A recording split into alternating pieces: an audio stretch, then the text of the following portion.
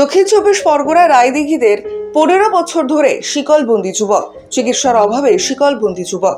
স্থানীয় সূত্রে জানা যায়, দক্ষিণ চব্বিশ পরগনার রায়দিঘি থানার শিফলতলা এলাকায় যুবক ইব্রাহিম মোল্লা, তার বয়স আনুমানিক 36 বছর। দীর্ঘদিন ধরে রায়দিঘি এলাকায় ব্যবসায়ী ছিলেন ইব্রাহিম। হঠাৎ শারীরিক অসুস্থতার কারণে ইব্রাহিমের মাথায় সমস্যা হয়ে যায়। পরিবার থেকে বারে বারে চিকিৎসার জন্য নিয়ে যাওয়া হয় মেন্টাল হসপিটালে, কিন্তু তার সুরাহা মেলেনি। দরিদ্র পরিবারের হওয়ার কারণে চিকিৎসা ঠিকমতো পাচ্ছে না ইব্রাহিম। বর্তমানে চিকিৎসার অভাবে ইব্রাহিম শিকলবন্দি অবস্থায় ঘুরে বেড়াচ্ছে।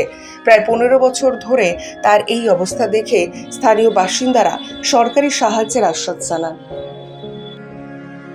যেখান থেকে ওই মেনটেন ওই রকম হয়েছিল, ওই গোবরায় ওইখান থেকে মেনটেন হসপিটালে 2-3 বছর দেখিয়েছি। ফের ওই বাড়িপুরে ওইখানে অন্তরাও দেখিয়েছি, কিন্তু ওর কিছু হচ্ছে না। ওইখানে ভর্তি করার জন্য অনেক চেষ্টাও করেছি, মানে কোনো সুযোগ সুবিধা আমরা পেরে উঠছি না। হ্যাঁ, পাড়ায় তো প্রচুর লোকে ধরে ঠিঙাচ্ছে, এর মারছে, ওর মারছে। আমার শাশুড়ি তো এবারে এই তো মাথা ফাটিয়ে দিল, আমার এই জার মেরেছিল, এবার সবার ধরে মারছে। জানো, বাজারে গ্যাসে ধরে মেরেছিল। এবার অনেক লোকের অত্যাচার করছে, ওই জন্য হাতে পায়ে ছাগল ধরে গেছে।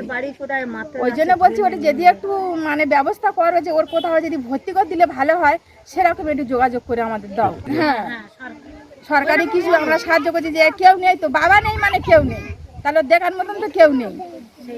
সরকার যদি সাহায্য করে একটু ভালো হয়। হ্যাঁ, সরকার তো সাহায্য করলে খুব ভালো হয়, আর কোথাও যদি ভর্তি করে দেওয়ার সুযোগ সুবিধা থাকে, এটা হলে আমাদের আরো উপকার। নাম? আমার নাম আম্বিয়া মোল্লা। দেওয়ার নাম ইব্রাহিম মোল্লা।